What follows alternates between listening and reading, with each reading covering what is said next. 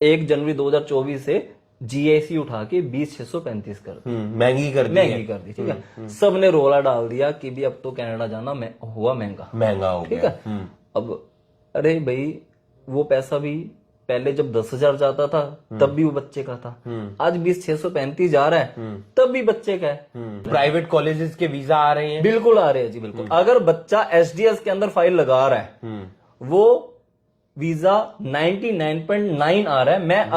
मैं अपनी बात करूं, 10 अगस्त के बाद आज तक मेरी एसडीएस फाइल का एक रिफ्यूजल में लिख के कह दूंगा 100% मैंने वीजा ली। लगातार पढ़ाई करने के लिए कई बच्चे विदेश जा रहे हैं, और अगर आप विदेश जा रहे हैं तो आपके पास सही जानकारी होना बेहद ज्यादा जरूरी है। अगर आपके पास डायरेक्शन अच्छी नहीं होगी, पूरी जानकारी नहीं होगी, तो उसका नुकसान आपको ही उठाना पड़ेगा। आज हम आपको लेकर आए हैं इमिग्रेशन गुरु में, जो स्थित है करनाल के करन कैनाल में, और एससीओ नंबर है 340। हमारे साथ आज जुड़ेंगे धीरज गांधी जी, जो यहां के फाउंडर हैं। पहले भी आप तक उन्होंने कई जानकारियां पहुंचाई है।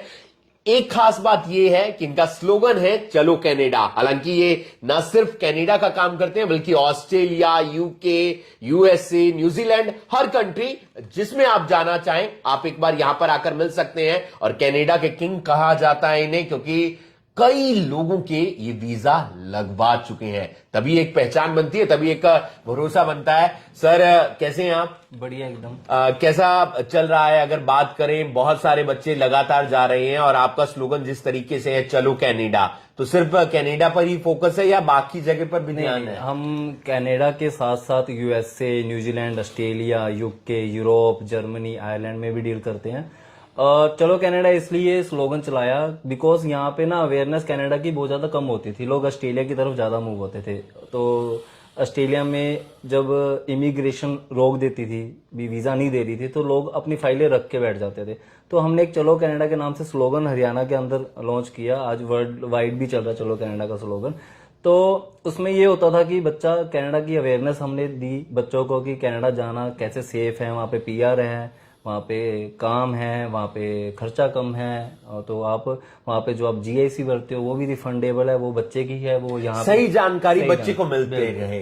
अब बहुत सारे अपडेशन आते रहते हैं, हर महीने नया अपडेशन आता रहता है। अब ऐसे भी कई र्यूमर्स आ रहे हैं, जानकारी आ रही है कि बैचलर करने के लिए यानी कि +2 के बाद बच्चा वहां पर नहीं जा सकता है। क्या ऐसी सही जानकारी है? नहीं, ये ना एक्चुअली लोगों के पास ना अवेयरनेस नहीं है, बच्चों के पास अवेयरनेस नहीं है, और बच्चे को कंसल्टेंट अच्छे तरीके से अवेयर भी नहीं कर पाते। वो चाहते हैं यार अभी ना ये बच्चा हमसे कुछ पूछने आया है, हम इसको आज अगर ये रास्ता बंद है तो दूसरे रास्ते पे डाल दे और इसका ये वाला सपना साइड पे कर दे। तो ऐसा कुछ नहीं है कि +2 वाले बच्चे का वीजा बंद हो गया, +2 वाले बच्चों को प्राउडली वीजा मिलेगा। सिर्फ एक कैनेडियन इमिग्रेशन एक अटेस्टेशन लेटर नाम का एक वर्ड यूज करा है, वो पहले भी होता था, वो होता था CA क्यू के नाम से मॉन्ट्रियल के अंदर, क्यूबिक के अंदर। उसमें क्या होता है कि एक प्रोविंस से परमिशन लेनी पड़ती है कि क्या वहां पे पॉपुलेशन इतनी तो ज्यादा नहीं हो रही कि जिससे और बच्चा आए तो वहां पे उसको एकोमोडेशन में, मतलब एक लेटर अटेस्ट करवाना है। बस। वो किससे होगा अटेस्ट? वो जो वहां की प्रोविंस की जो गवर्नमेंट है वो अटेस्ट करके देगी। उसके लिए आपको कॉलेज भी हेल्प करेगा और यूनिवर्सिटी भी हेल्प करेगी, और वो वहां की जो गवर्नमेंट है उस प्रोविंस के अंदर, जैसे हमारे यहाँ पे स्टेट बोल देते हैं उसको, वो स्टेट गवर्नमेंट उसको अप्रूव करके देगी कि अगर ओंटारियो के अंदर बच्चा आना चाहता है, क्या यहाँ पे हम कितने बच्चे बुला सकते हैं। वो उन्होंने उस चीज के ऊपर कैपिंग लगाई है। मीन्स हम पहले जैसे 1 लाख बच्चा ओंटारियो के अंदर आ सकता था, तो उन्होंने उसको 30% कम कर दिया। अब 70,000 आएगा, 70,000 आएगा। वो देखेंगे 70,000 आने के बाद हमारी जो सिचुएशन है खराब तो नहीं हो रही, तो वो और बच्चों को भी आने का मौका देंगे।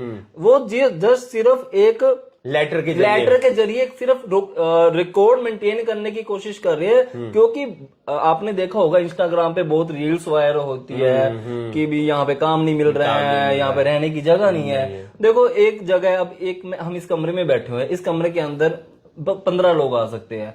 15 लोग की जगह हम 5 लोग को भी खड़ा करके एडजस्ट कर लेंगे। बट अगर उससे ज्यादा होगा तो फिर हम कहेंगे यार ये तो ऑफिस ही खराब है, ये कमरा खराब है, यहाँ पे कमरे में जगह ही नहीं है। ये प्रॉब्लम इस प्रॉब्लम को इस प्रॉब्लम का सोल्यूशन देने के लिए ये कैनेडियन इमिग्रेशन ने रूल निकाला। वो नहीं चाहती थी कि पहले मैं यूनिवर्सिटीज को अप्रोच करूं, उनसे बंद कराऊं। वो कहते हैं ना कि ऊपर से सीधा बंद कर देना, ताकि नीचे अपने आप ही सब कुछ स्मूथ हो जाएगा। तो यूनिवर्सिटीज और कॉलेजेस को पता लग चुका है कि अब एक अटेस्टेड लेटर की जरूरत है वहां के किसी एमएलए एमपी वगैरह से, जो वहां की सरकार है, जो वहां की गवर्नमेंट है, वहां की गवर्नमेंट है। अब स्पाउस वीजा की बात कर लेते हैं। क्या अब स्पाउस वीजा अप्लाई नहीं हो सकता है? नहीं, ये भी देखो, ये भी कौन अप्लाई कर सकता बच्चे है? मिसगाइड हो रहे हैं इसमें। +2 के बाद स्पाउस उन्होंने बंद कर दिया। मतलब जो बैचलर करने के लिए जा रहा था उसके लिए स्पाउस बंद है। अब उसका मैं एक लॉजिक रीजन निकालूं। +2 वाला बच्चा 18 साल का होता है, ठीक है। इंडिया के लॉ के अकॉर्डिंग भी 21 साल उम्र होती है बच्चे की शादी की, ठीक है। अगर वो 21 साल का बच्चा मैरिज कर चुका है तो उसका नेचुरली बात है 3 से 4 साल का गैप आ गया। तो 3-4 गैप को रोकने की जगह कि मैं यूनिवर्सिटी को बोलूं कि अब 3-4 साल का गैप एक्सेप्ट ना करो और इसको ऑफर लेटर प्रोवाइड ना करो, उन्होंने उसको ऊपर से बंद कर दिया। जो गवर्नमेंट को करना सही था। अगर वो यूनिवर्सिटीज को अप्रोच करने की कोशिश करती इमिग्रेशन, शायद इसको बंद करते करते शायद आने वाले 2 साल और लग जाते। उन्होंने ऊपर से उसको बंद करा। अब क्या है, एक +2 वाला बच्चा, उसके बाद 3-4 साल का गैप है। नेचुरली बात है कि वो +2 वाले बच्चे की यहाँ पे जॉब भी नहीं मिलती है। वो इमिग्रेशन को भी पता है। उसके चक्कर में क्या होता था, कोई कंसल्टेंट या कोई एजेंट या बच्चा ही अपने कहीं से डुप्लीकेट डॉक्यूमेंट बनवाता था और उस बेसिस पे फाइल लगा देता था। अब कैनेडियन इमिग्रेशन के पास इतना ज्यादा रश है कि वो एक एक डॉक्यूमेंट को कैसे वेरीफाई करे, उनके लिए ये भी प्रॉब्लम थी। तो उन्होंने को लगा यार ये +2 वाला बच्चा अगर गैप बनवा के आ रहा है ना, तो मीन्स वो ओरिजिनल उनका जस्टिफिकेशन नहीं है। इससे अच्छा, और अगर वो +2 वाला बच्चा मैरिड करके आ रहा है और +2 है, नेचुरली बात है वो 4 साल वेला बैठा है, 4 साल की उसके पास एक्सप्लेनेशन नहीं है, ना कोई ग्रेजुएशन है। अगर उसके पास ग्रेजुएशन है तो नेचुरली बात है वो अपने स्पाउस को भी साथ लेके जा सकता है, क्योंकि जो इंडियन गवर्नमेंट का लॉ कहता है वो 21 साल है मैरिज का। तो इस चीज को रोकने के लिए भी और कॉन्ट्रैक्ट मैरिजेस को भी रोकने के लिए उन्होंने ये वाला +2 की क्लियर चीज रहे, बिल्कुल स्पष्टता रहे कि आप कोई फेक तो नहीं आ रहा है। बिल्कुल। मास्टर्स जो कर रहे हैं उनके लिए कुछ खास भी लेकर आई है कैनेडियन गवर्नमेंट की, आपको ज्यादा समय मिलेगा या इस तरीके से कुछ? हाँ, देखो, मास्टर के लिए सबसे पहले बेनिफिट उन्होंने किया कि मास्टर वाला बच्चा अपने स्पाउस को एक साथ इकट्ठे अप्लाई कर सकते हैं, जो ऑस्ट्रेलिया में पहले होता था। कैनेडियन गवर्नमेंट ने अनाउंस अभी करा 10 अगस्त से, पर हाँ, इमिग्रेशन गुरुज जब से ये काम कर रहा है तब से स्पाउस को और उसके मेन एप्लीकेंट को इकट्ठे भेजता रहा है। बट इमिग्रेशन ने फिर बाद में देखा यार, बाद में भी तो जो एप्लीकेंट है वो अपने स्पाउस को लेके आता है ना, तो क्यों ना मैं इनको बोला इकट्ठी फाइल लगाओ, अगर मेरे को वीजा देना होगा तो दे दूंगा, नहीं देना होगा तो रिफ्यूजल दे दूंगा। तो मास्टर के बेसिस पे अब जो बच्चा जाए करेगा वहां पे, अगर पहले क्या होता था 1 साल की स्टडी करो 1 साल का वर्क परमिट, 2 साल की स्टडी करो 3 साल का वर्क परमिट। बट अब मास्टर के अंदर जो बच्चा 1 साल की मास्टर करने भी जाता है उसको भी 3 साल का वर्क परमिट मिलेगा, और वो मास्टर की फाइल अपने बच्चों के साथ और अपने स्पाउस के साथ लगा सकता है। उसको ये डर भी खत्म कर दिया कैनेडियन गवर्नमेंट ने कि क्या पता, वो कहते थे ना कि वाइफ का वीजा आ गया और हस्बैंड पता लग रहा है 2 साल पे यहीं बैठा हुआ है। ये वरी करने की जरूरत नहीं है किसी भी बच्चे को। वो अपने स्पाउस के साथ फाइल लगाए और दोनों जने इकट्ठे ट्रैवल करें। यानी कि 1 साल की मास्टर है तो वो 3 साल का वर्क परमिट उसे मिलने वाला है। बिल्कुल। और साथ ही साथ वो अपने स्पाउस की फाइल भी लगा सकता है। ये बात कैनेडियन गवर्नमेंट की तरफ से कही जा रही है। तो मतलब जिन लोगों ने भी स्पाउस के साथ जाना है वो मास्टर्स के लिए जाएं, और 1 साल की अगर वो मास्टर्स कर रहे हैं तो उन्हें 3 साल का वर्क परमिट मिलेगा, ना कि 1 साल का। ये बात भी है कि जो प्राइवेट कॉलेजेस हैं उनका वीजा अब नहीं आएगा, ऐसी भी चर्चा है। नहीं, देखो, प्राइवेट कॉलेज का भी दौर आया जब 10 अगस्त से इमिग्रेशन ने रूल्स चेंज करे, तो प्राइवेट कॉलेज का भी दौर आया। प्राइवेट कॉलेज पहले भी नहीं बंद थे, आज भी नहीं बंद है और ना बंद हुए हैं। प्राइवेट कॉलेज का एक सिनेरियो कैसे सामने आया, प्राइवेट कॉलेज भी बच्चे ने खराब करा। बच्चे वहां पे जाते हैं, अपना कोई एक्सक्यूज लिख के दे देते हैं वहां पे कि मैं ट्रेवल नहीं कर पा रहा, या मेरे पास ट्रेवल करने की जो वो कॉस्ट लगती है मैं नहीं दे पा रहा, मैं गरीब घर से बिलोंग करता हूँ, तो उस बेसिस पे कॉलेज क्या करता था, अप्रूवल दे देता था ऑनलाइन क्लासेस का। वहां से क्या करते था बच्चा, ऑनलाइन क्लासेस लगाना स्टार्ट कर देता था, और होता वो काम पे था, सिर्फ क्या करा, मोबाइल पे लॉगिन हो गया, अपना फोन को उल्टा रखा और कर काम रहा।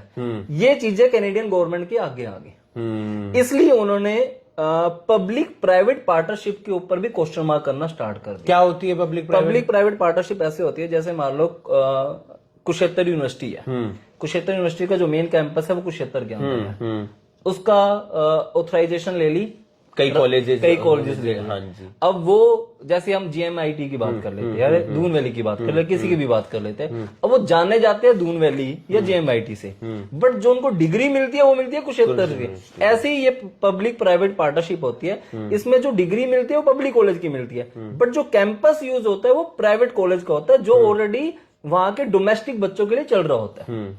वहां पे अब आप जाके, क्योंकि वो उन वो जो प्राइवेट कैंपस होते हैं उनको DLI अप्रूव नहीं होते, they have no authority to hire international students. तो इसमें क्या नुकसान, क्या फायदा, क्या नुकसान, नुकसान और फायदा ये था क्योंकि वहां पे बच्चे पढ़ नहीं रहे थे, और उनको ये लग रहा था, कैनेडियन गवर्नमेंट को लगा कि जो एजुकेशन की क्वालिटी उनको प्रोवाइड करनी चाहिए वो नहीं दे रहे।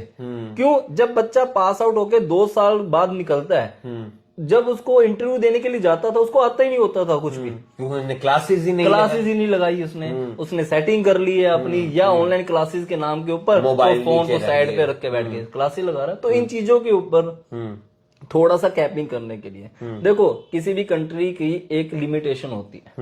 आज से 2010-11 के अंदर ऑस्ट्रेलिया ने भी ऐसे ही करा था, आज कनाडा कर रहा है, बट हम फिर भी बच्चों को कह रहे हैं कि अब एक रूल हो रहे उन्होंने इम्प्लीमेंट करा, उन्होंने 1 जनवरी 2024 से GIC उठा के 20,635 कर दी, महंगी कर दी, ठीक है। सबने रोला डाल दिया कि भी अब तो कनाडा जाना हुआ महंगा हो ठीक है। अब अरे भाई, वो पैसा भी पहले जब 10,000 जाता था तब भी वो बच्चे का था, आज 20,635 जा रहा है तब भी बच्चे का है। अब उन्होंने क्या रिलैक्सेशन दी, पहले 10,000 में से सिर्फ वो जाते सार वापस करते थे सिर्फ $2,000। आज आप अगर 20,635 जमा करवाते हो, जाते सारी $8,635 आपको वापस मिल जाते हैं, मीन्स उस अमाउंट का 40% 40% तो आपको वापस ही मिल गया, आपका सिर्फ वहां पे रह गया $12,000। ठीक है, $12,000 की भी उन्होंने किस्तें बना दी। किसी की किस्त मान लो अब 86-35 ले रहा तो उसकी $1,000 की हर मंथ की किस्तें बन गई, प्लस अगर वो आपका पैसा वहां पे बैंक में पड़ा है तो कैनेडियन गवर्नमेंट, कैनेडियन बैंक उसका इंटरेस्ट अलग से पे करते हैं, तो वो भी तो बच्चे को मिल रहा है।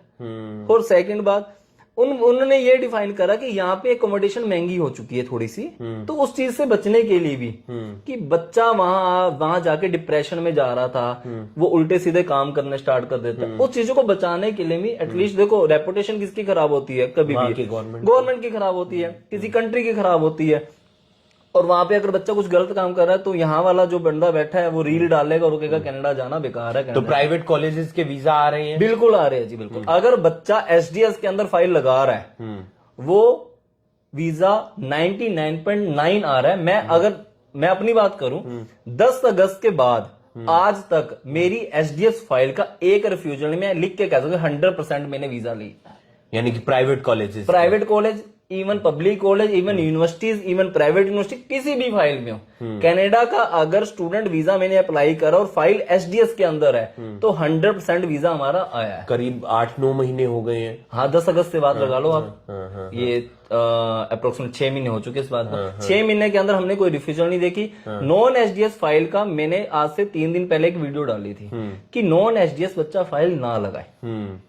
अप्रोक्सीमेटली ये लगा के चलो कि जो वीजा रिफ्यूजल रेट है वो 70% है नॉन SDS फाइल का, तो मैंने उनको मना करा।